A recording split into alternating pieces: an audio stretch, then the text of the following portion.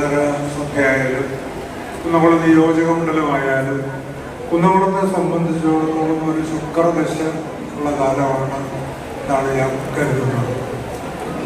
കഴിഞ്ഞ 10 വർഷമായിട്ട് മറ്റ് കേരളത്തിലധികം നഗരസഭകൾക്കും അവകാശപ്പെടാൻ പറ്റാത്ത വിധത്തിലുള്ള അത്ഭുതകരമായിട്ടുള്ള വികസന പ്രവർത്തനങ്ങളാണ് കുന്നംകുളം നഗരസഭയിലും അതുപോലെ നിയോജക മണ്ഡലത്തിലും നടന്നത്.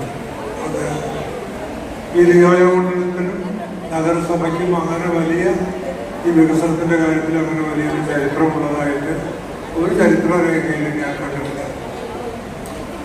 ഇത് ഇവിടെ ഈ നടന്ന കാര്യങ്ങൾ നമ്മൾക്ക് ഓരോന്നായി പരിശോധിക്കുന്നതിന് മുൻപ് എല്ലാവരും വികസനം വന്നു, അല്ലെങ്കിൽ വികസന പ്രവർത്തനങ്ങൾ, വികസനം എന്നുള്ളൊരു പദം നിരന്തരമായിട്ട് ഉപയോഗിക്കുന്നുണ്ട്.